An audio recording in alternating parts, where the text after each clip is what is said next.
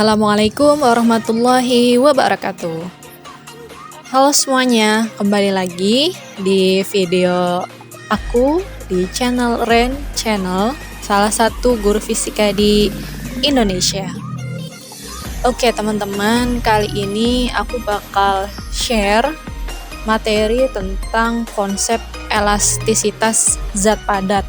Untuk teman-teman SMA 1 Bongas, Indramayu, kalian kalau seandainya nggak masuk sekolah di hari dimana ada jadwal mapel fisika, kalian bisa rewatch video ini ya, untuk bisa ngejar materi di pertemuan selanjutnya. Oke teman-teman, kita langsung masuk ke materinya.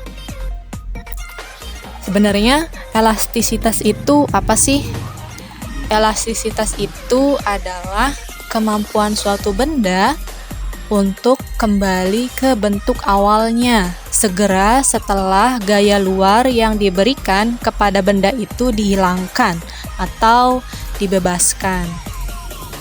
Saat sedang berkendara, kamu pasti pernah melewati polisi tidur yang ada di jalan. Tambahan aspal atau semen yang dipasang melintang di jalan guna memperlambat kecepatan kendaraan. Nah, itu yang dinamain dengan polisi tidur. Kalian bisa lihat di gambar ya, kondisi dan real picture-nya mana yang namanya polisi tidur. Ketika melewati polisi tidur, kendaraan kamu akan sedikit berguncang karena pengaruh dari tinggi polisi tidur tersebut. Dan di saat yang bersamaan juga, sebelum kita melewati polisi tidur tersebut, kendaraan tuh harus mengurangi kecepatannya kan, karena harus safety juga gitu di dalam berkendara.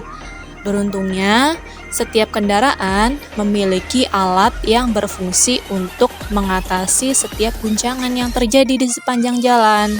Alat itu namanya adalah peredam kejut atau shock absorber. Kalau di keseharian kita biasanya nyebutnya shock breaker gitu ya. Peredam kejut akan menyerap setiap guncangan dan mengubahnya menjadi gerakan yang elastis. Perlu kamu ketahui, peredam kejut atau shock breaker itu sangat penting untuk keselamatan. Tanpa adanya alat ini, bisa-bisa kendaraanmu akan terpental saat melewati polisi tidur atau jalan yang tidak rata permukaannya. Kalau kamu lihat gambar di sini, bentuk peredam kejut terlihat seperti pegas ya. Hal ini yang menyebabkan sifatnya menjadi elastis. Kita tadi udah bahas elastisitas itu sebenarnya apa sih? Nah, di dalam elastisitas, itu sifat bendanya itu terbagi menjadi 3 jenis teman-teman. Ada elastis sebagian, ada plastis. Yang pertama ada elastis. Apa itu elastis? Elastis adalah sifat suatu benda yang dapat kembali ke bentuk awalnya setelah gaya luar diberikan pada benda tersebut. Jadi emang kembali ke posisi awalnya segera setelah dikasih gaya luar di benda tersebut. Jadi kembali ke posisi awal persis banget. Nah, itu bendanya berarti memiliki sifat yang elastis. Yang kedua, ada elastis sebagian. Elastis sebagian adalah sifat suatu benda yang dapat kembali ke bentuk awalnya, namun tidak sepenuhnya setelah gaya luar diberikan pada benda tersebut. Maksud tidak sepenuhnya adalah tidak tepat pas seperti yang elastis tadi. Kalau yang elastis tadi itu kan tepat setelah gaya luar itu diberikan dan kembali ke posisi awalnya. Nah, kalau ini tuh enggak teman-teman. Dia kembali ke posisi awal tapi enggak sepenuhnya pas kembali ke posisi awal. Ada sedikit melenceng-melencengnya sedikit. Nah, itu bendanya memiliki sifat elastis yang sebagian. Dan yang terakhir itu ada sifat plastis, di mana sifat plastis itu adalah sifat suatu benda yang tidak dapat kembali ke bentuk awalnya setelah gaya luar diberikan pada benda tersebut.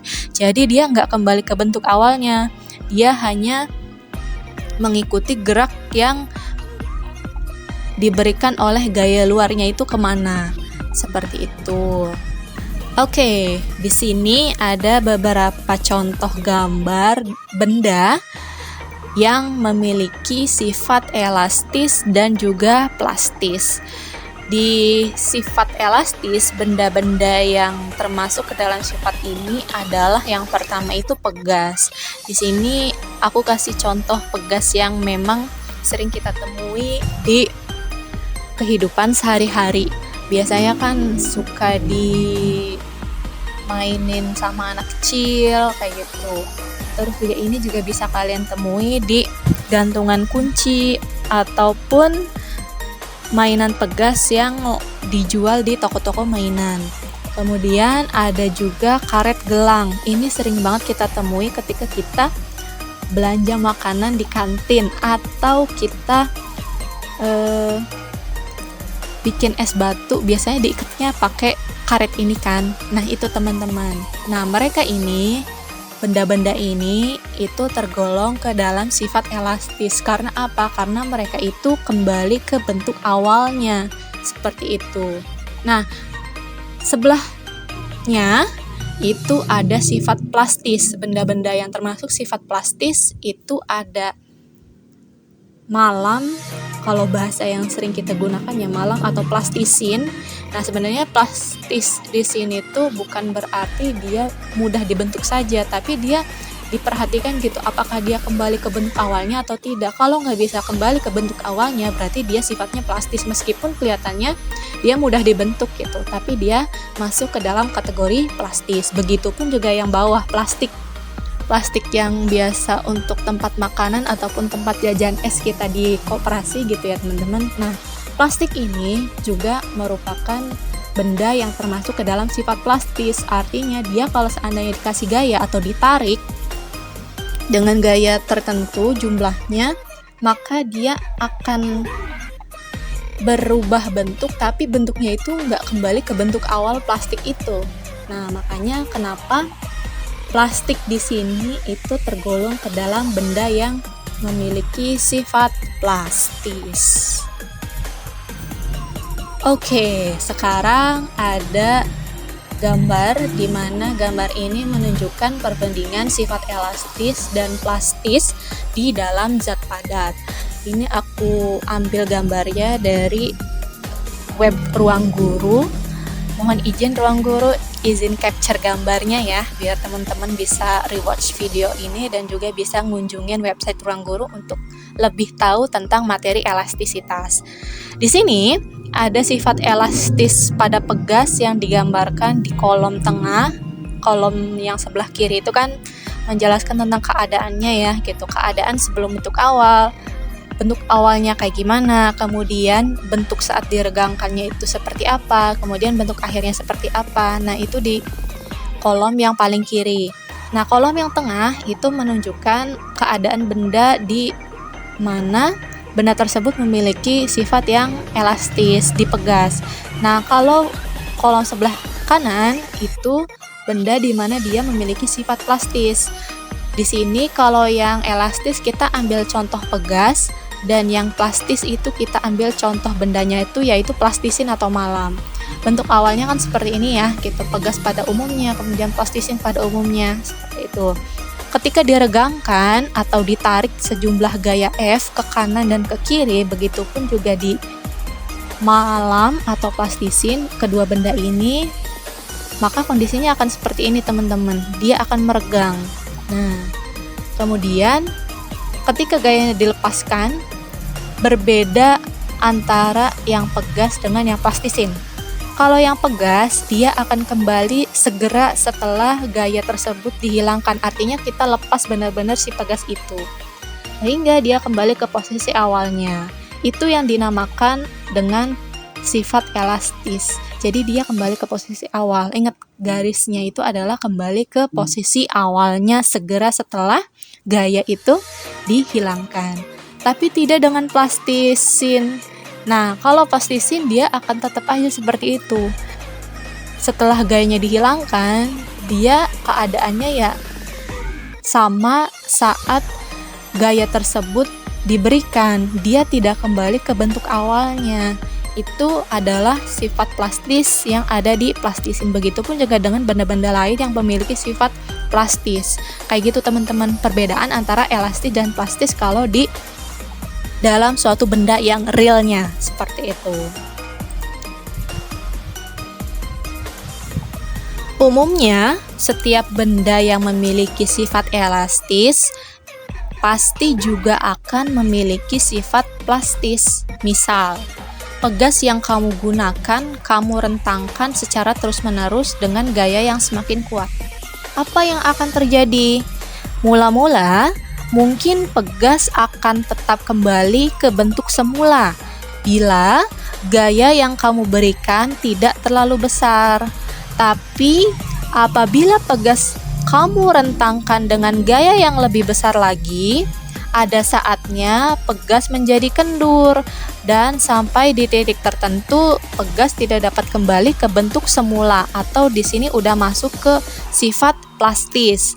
Kondisi ini menandakan kalau elastisitas pegas sudah terlampaui. Jika gaya terus diperbesar sampai melewati kemampuannya untuk meregang, maka pegas akan patah. Nah, peristiwa ini juga tidak hanya dialami oleh pegas loh teman-teman, namun juga benda padat lainnya seperti kayu, besi, dan lain-lain. Masing-masing mereka juga punya sifat elastisnya. Pernah kan kita ngebengkokin kayu tapi dengan gaya yang nggak terlalu besar, dia akan bengkok sedikit. Tapi kalau seandainya kita beri gaya yang sangat besar, dia akan patah. Dalam kondisi patah tersebut, artinya dia sudah melewati batas kemampuannya untuk meregang, maka si kayu tersebut akan patah. Contoh di gambar biasanya elastisitas zat padat secara utility gitu ya, secara usefulnya, secara kegunaannya itu ada di jembatan dan juga rak buku. Pasti dong ya kita pernah ketemu sama dua benda ini. Apabila jembatan dan rak buku ini diisi dengan beban yang berat melebihi kapasitasnya, maka perlahan jembatan dan rak buku tersebut akan melengkung, membuat cekungan ke bawah. Biasanya kan kayak gitu ya, kalau seandainya muatannya banyak, itu kan pasti gaya ke bawahnya itu akan makin besar sehingga si kayu itu akan melengkung. Dan apabila tetap dipaksakan atau ditambahkan beban yang lebih berat lagi, maka rak buku tersebut dan begitupun juga jembatan akan ambruk dan rak bukunya akan rusak. Begitupun juga yang jembatannya. Seperti itu. Kalau jembatan kan banyak mobil lewat, kemudian mobil muatan berat itu makin sering melewati jembatan tersebut, kemudian jumlahnya dalam keadaan yang banyak, maka dia akan membuat cekungan ke bawah, dan kalau seandainya bebannya ditambahkan lagi, maka jembatan tersebut akan ambruk. Seperti itu teman-teman. Dari ketiga kasus tersebut dibahas beberapa besaran fisis. Tadi kita udah nyebutin konsepnya gimana. Nah, pasti teman-teman ngeh kan ya, aku sering banget sebut gaya, kemudian berat, kemudian juga pertambahan panjang, gitu kan ya. Mari kita ambil kasus yang pegas. Hubungan antara gaya yang diberikan pada pegas dengan pertambahan panjang pegas dapat dibuat dalam bentuk grafik seperti pada gambar. Di sini aku juga ambil dari website Ruang Guru, kalian bisa cek websitenya untuk bisa memperdalam materi. Ini aku ambil sepotong gambarnya, yaitu grafik hubungan antara gaya dan pertambahan panjang pegas. Di sini ada grafik di mana untuk sumbu X itu pertambahan panjangnya, untuk sumbu Y-nya itu gaya yang memang diberikannya.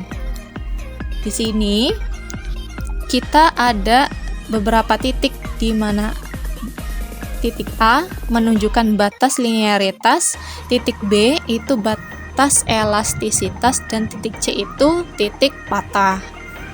Coba kamu perhatikan ya, Garis lurus OA menunjukkan bahwa gaya F akan sebanding dengan pertambahan panjang pegas. Ketika gaya F diperbesar sampai melalui titik A, ternyata garis pada grafik sudah tidak lurus lagi.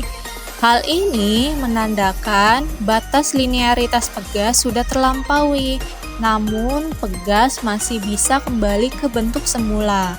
Oleh karena itu, daerah yang dibatasi oleh titik O sampai B itu disebut daerah yang elastis. Jadi meskipun gayanya diperbesar, dia akan mengalami pertambahan panjang namun tidak sampai patah. Apabila gaya F semakin diperbesar hingga melewati titik B, maka batas elastisitas itu kan udah terlampaui tuh. Akibatnya, setelah gaya F dihilangkan, pegas tidak bisa kembali ke bentuk semula. Pegas akan bersifat plastis. Nah, kalau gaya F terus-menerus diperbesar sampai titik C, berarti pegas nantinya akan patah. Itulah mengapa tidak menutup kemungkinan benda yang bersifat elastis dapat menjadi plastis atau bahkan hancur.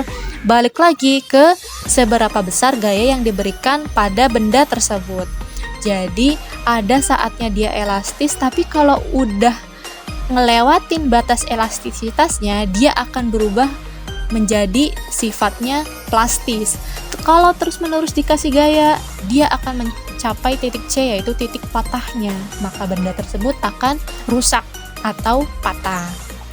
Gaya yang menyebabkan perubahan bentuk benda itu akan sebanding dengan besaran yang disebut dengan tegangan.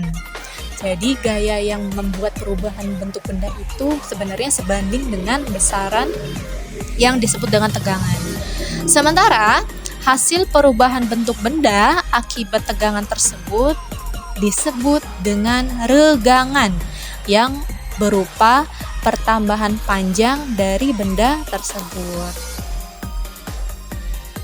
Sehingga dari analisis grafik tersebut yang kita bisa dapat dari fenomena realnya ketika pegas tersebut dikasih gaya, itu kita bisa kenal lagi yang namanya besaran, tegangan, dan juga regangan. Apa sih itu tegangan? Tegangan itu adalah gaya yang diterima oleh benda dalam suatu luas penampangnya. Kemudian ada juga regangan. Apa itu regangan? Regangan adalah pertambahan panjang yang dialami oleh benda terhadap panjang awalnya. Di sini kalau seandainya tegangan itu dilambangkan dengan simbol tau ya. Kemudian kalau regangan itu dilambangkan dengan simbol E kecil. Tegangan itu bisa dicari dengan persamaan gaya dibagi dengan luas permukaan benda.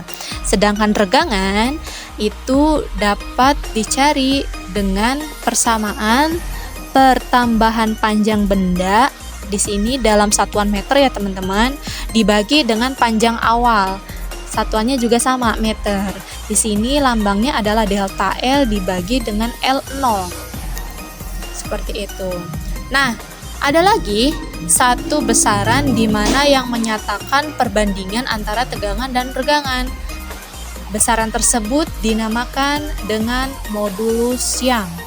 Modulus Young itu adalah perbandingan antara tegangan dan regangan dari suatu benda itu. Nah, di sini modulus elastisitas ataupun modulus Young itu disimbolkan dengan E besar. E besar sama dengan tau dibagi dengan E kecil. Taunya itu tegangan, E kecilnya itu adalah regangan.